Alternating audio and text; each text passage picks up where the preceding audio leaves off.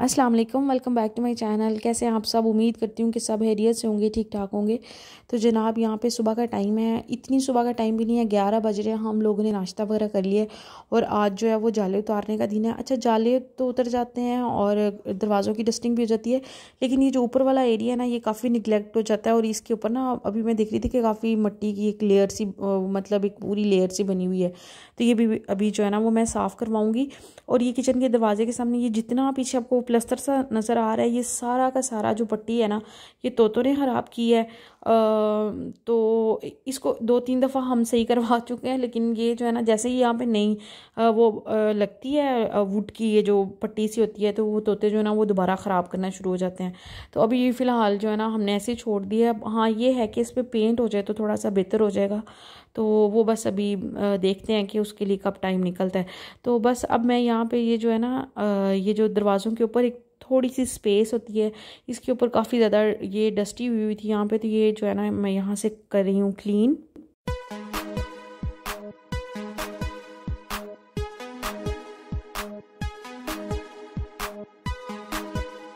आ जाओ, आ जाओ, हम हियर, आ जाओ। तो जाले उतारने के बाद जो है ना पंखे साफ़ होने की बारी होगी। अच्छा, दोनों पंखे ये इकट्ठे ही साफ़ हुए थे पिछले महीने। तो ये वाला पंखा जो है ना ये ज़्यादा चलता है तो ये ज़्यादा गंदा होता है, वो दूसरे वाला साइड वाला पंखा कम चलता है तो वो गंदा नहीं होता। मुझे इस चीज़ की बिल्कुल नहीं समझ आ रही कि ये क्या सीन है। पंखे साफ़ हो गए हैं और सफाई हो रही है। अच्छा, दिन में मेरे पास ना पूरे दिन में 2 टाइम ऐसे होते हैं जो मेरे मोस्ट फेवरेट हैं। एक जब सफाई हो जाती है और घर जो है ना वो बिल्कुल नीट एंड क्लीन हो जाता है, तो उस टाइम बड़ी अच्छी फीलिंग आ रही होती है। और दूसरा टाइम जो होता है ना वो शाम का टाइम होता है, जब मेरे अब्बू जी ऑफिस से वापस आते हैं और मेरे हस्बैंड आते हैं और जब सब लोग हम बैठ के बातें शातें करते हैं। अच्छा, तो हेल्पर जो है ना वो मेरी चली गई थी काम से फारिग होने के बाद। फिर मैंने अपने छोटे मोटे कुछ काम किए, थोड़ी देर टीवी देखा। तो अब मैं ना किचन में आ गई हूँ, तो खाना बनाने लगी हूँ। अच्छा, मेरे साथ पता है क्या होता है, पता नहीं आप लोगों के साथ भी होता ऐसे होता है या नहीं होता। अगर होता है तो मुझे कमेंट सेक्शन में ज़रूर बताइएगा। किचन में काम करते हुए मेरे हाथों के साथ मेरा दिमाग जो है ना वो भी कंटिन्यूसली चल रहा होता है। और चल क्या रहा होता है, मेरे दिमाग में ना अजीबोगरीब सी थॉट्स आती रहती हैं, क्योंकि किचन में चुप करके बस काम कर रहे होते हैं। तो वो पता भी नहीं चल रहा होता है कि दिमाग जो है ना वो भी अपना काम, वो भी अपने काम में लगा होता है। और ये जो अजीबोगरीब थॉट्स हैं, इन पे मैंने बहुत अल्लाह का लाख लाख शुक्र है कि ओवरकम कर लिया। इस फीलिंग को कैसे किया ये मैं आगे जाके वीडियो में आपको बताती हूँ। और मेरे साथ क्या होता था कि मैं किचन में काम कर रही हूँ, मैं वॉक कर रही हूँ, मैं अकेली कहीं पे बैठी हूँ, तो मेरे दिमाग में कंटिन्यूसली बातें चल रही हैं। और क्या चल रही हैं कि अगर मुझे किसी ने बता दिया कि किसी ने मेरे बारे में ना नेगेटिव बातें की हैं या फिर मेरे बारे में कोई बुरी सोच रख रहा है, तो ये बात अगर मुझे पता चल गई है ना, तो अब मैं डायरेक्टली उस बंदे से जाके पूछ नहीं सकती कि भाई क्यों आप इस तरह करके क्यों कह रहे हैं, या फिर मतलब आपको इस तरह नहीं कहना चाहिए। या मैं उनको एक्सप्लेन नहीं कर सकती कि नहीं ऐसी बात नहीं है, ये ऐसे है या ये ऐसे है, क्योंकि मुझे लगता है कि एक्सप्लेन करने का फ़ायदा ही नहीं है। जब एक बंदा नेगेटिव सोच रहा है हमारे बारे में, तो उसको एक्सप्लेन भी कर लेंगे ना तो कोई इतना खास फ़र्क नहीं पड़ेगा। उस दूसरे बंदे पे तो कोई फ़र्क नहीं पड़ रहा जो बोलने वाला है, लेकिन जब ये बातें मेरे तक पहुंचती हैं तो मेरी मेंटली तौर पे मैं कितना ज़्यादा डिस्टर्ब हो जाती हूँ। और मैं इसको कंटिन्यूसली सोच के अच्छा, और ज़्यादा सोचने से क्या होता है कि अगर वो बात मतलब बिल्कुल छोटी सी होती है ना, तो हम अपने दिमाग में सोच के उसको इतना पहाड़ बना लेते हैं। अच्छा, तो सुनने में तो ये बात बिल्कुल आम सी लगेगी कि भाई इसमें क्या बात है, लेकिन जब हम किसी एक चीज़ को लेके ओवर थिंकिंग करना शुरू कर देते हैं तो वो मतलब बैड इफ़ेक्ट डालना शुरू हो जाती है हम पे। तो फिर एक दिन ना वैसे यूट्यूब पे ऐसे ही मैं किसी ना व्लॉगिंग चैनल पे कोई वीडियो देख रही थी, तो उन्होंने बड़ी अच्छी मतलब ना बात कही कि हम लोग जो है ना उन चीज़ों के पीछे पड़े रहते हैं जो हमारे कंट्रोल में ही नहीं होती। तो हम जो भी मर्ज़ी कर लें, जो चीज़ें हमारे कंट्रोल में नहीं है वो हमारे आउट ऑफ कंट्रोल ही रहेंगी। तो बेहतर ये है कि उनको छोड़ ही दिया जाए, उसको एट द स्पॉट बस ऐसी स्पेशली जो थॉट्स होती हैं उनको बस वो वहीं पे ही ना छोड़ दें। अगर उनको साथ लेके चलेंगे तो वो मतलब हर रोज़ एक नई एक तकलीफ़ से गुजरना पड़ेगा कि अच्छा तब ये हुआ था और इस तरह। तो वो बस ना कोई एक ऐसा मोमेंट होता है जब बंदे के वो बात जो होती है ना दिल पे क्लिक कर जाती है। तो वो उसके बाद फिर मैंने क्या करना शुरू किया कि मैंने अपने माइंड को ट्रेंड किया बाकायदा कि जब भी मुझे ऐसी थॉट्स आ रही होती हैं जो कि मतलब तकलीफ़ का थोड़ा बायस बनती है मेरे लिए, तो मैं फ़ौरन अपने माइंड को डाइवर्ट करती हूँ। मतलब कॉन्शियसली मैं अपने सोचों को बदलती हूँ और अच्छी अच्छी चीज़ों को सोचना शुरू कर देती हूँ। वो कुछ हैप्पी मोमेंट्स जो होते हैं उन पे उनको फोकस करना शुरू कर देती हूँ। और अगर कुछ नहीं होता तो मैं ज़्यादातर फ़ोन पकड़ लेती हूँ और ये वीडियो बनाना शुरू कर देती हूँ। तो फिर मेरा ज़्यादातर ध्यान जो होता है ना ये इस पे होता है कि अच्छा एंगल क्या आ रहा है और ये वीडियो बन रही है और इस तरह उस तरह ये वो चीज़ें जो होती हैं। तो फिर ना शुरू में तो बस ये एक आम सी बात थी, लेकिन टाइम के साथ साथ मैंने नोट किया कि काफ़ी ज़्यादा इफ़ेक्टिव है। और अगर आप में से किसी के साथ ये मसला हो रहा है कि ओवर थिंकिंग का और इस तरह करके, तो आप मेरा आपको ये मशवरा होगा कि आप अपने आप को ज़्यादा से ज़्यादा बिज़ी रखें।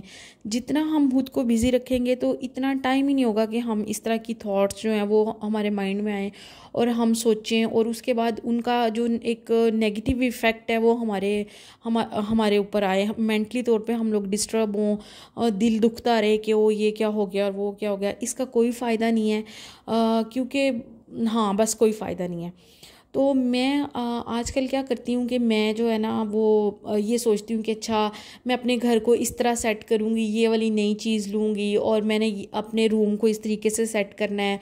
और मैं काफ़ी ज़्यादा जो है ना वो इसके बारे में वीडियोस और वो पिक्चर्स वगैरह जो होती हैं वो देखती रहती हूँ। बस मतलब एक कुछ ना कुछ जो है ना बिज़ी रखें माइंड को, ताकि उसको टाइम ही ना मिले दूसरी तरफ ध्यान देने का।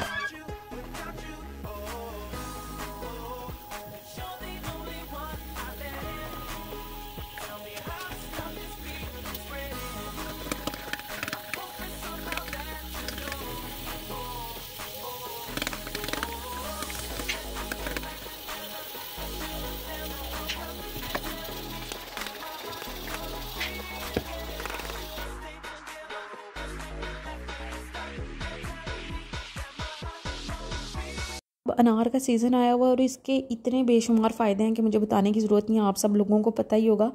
और अच्छा ये वाला अनार जो है ना ये सबसे इसका लाइटेस्ट कलर था, ऊपर से इसकी स्किन जो है और अंदर से ये जो है ना ये सबसे ज़्यादा इसका डार्क कलर आया है। तो इस सीन को देखते हुए ना मुझे वो वाली बात याद आ गई है कि हमेशा सूरत ही नहीं देखनी चाहिए, सीरत भी देखनी चाहिए कि सीरत कैसी है। तो इसकी सूरत इतनी अच्छी नहीं लग रही थी, लेकिन ये अंदर से जो है ना वो सबसे मीठा और सबसे ज़्यादा डार्क कलर, जितना ज़्यादा रेड कलर का होता है ना उतना ज़्यादा जो है ना वो अच्छा लगता है।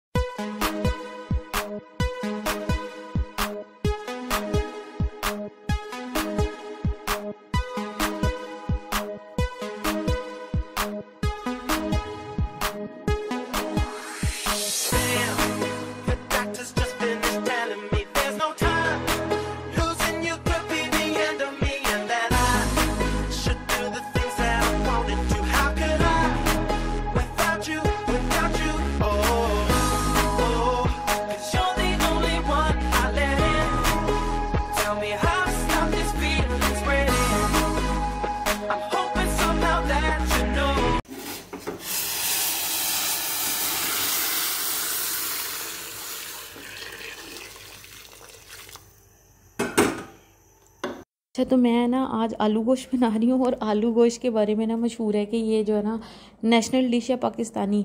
और ये ना किसी वजह से नेशनल डिश है क्योंकि हमारे घर में ना मोस्ट फेवरेट जो एक आइटम है ना वो यही है कि जनाब जब भी पूछे ना क्या बना दे तो जो आलू गोश्त बना दे, आलू गोश्त बना दे शोरबे वाला। तो इसी वजह से ना मैंने इसकी रेसिपी भी शेयर नहीं की क्योंकि ये सबके घर में बनता है और सबको ही पता होगा कि आलू गोश्त कैसे बनाया जाता है।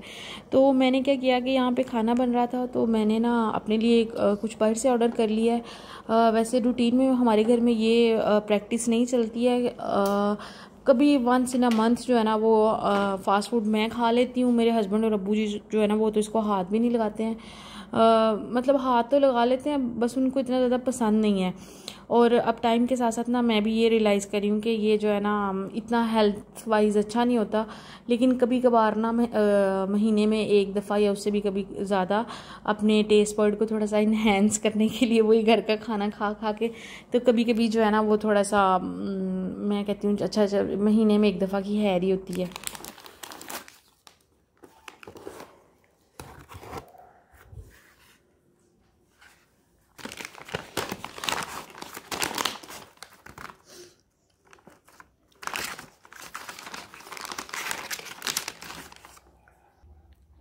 घर वालों को मैंने खाना दे दिया और मेरा भी ऑर्डर आ गया। मैंने सब्स एंड सैलड से ना ये बफलो चिकन पनीनी और साथ फ्राइज़ ऑर्डर किए थे। और मेरी तरफ से ना ये वाला बफलो फ्लेवर जो है ना वो हाईली रिकमेंडेड है। ये थोड़ा सा स्पाइसी साइड पे है और कुछ इनके फ्लेवर्स जो है ना वो माइल्ड भी हैं, जो कि मेरी तो बिल्कुल भी समझ में नहीं आते हैं। तो बस मैं इसको इंजॉय करती हूँ और आई होप आपने वीडियो भी इंजॉय की होगी। तो मैं कोई भी बात अगर आपको हेल्पफुल लगी है या आपकी लाइफ में भी ऐसा कुछ हो रहा है तो मुझे कमेंट सेक्शन में ज़रूर बताइएगा। तो मैं अपनी वीडियो को यहीं पे एंड करती हूँ। अगली वीडियो में मिलेंगे कुछ काम की बातों के साथ। तब तक अपना और अपने प्यारों का बहुत ज़्यादा ख्याल रखिएगा और बहुत ज़्यादा खुश रहिएगा। ओवर थिंकिंग से अपने आप को बिल्कुल बचाइएगा। मुझे दें इजाज़त अगली वीडियो तक के लिए। Till then take care. अल्लाह हाफिज़।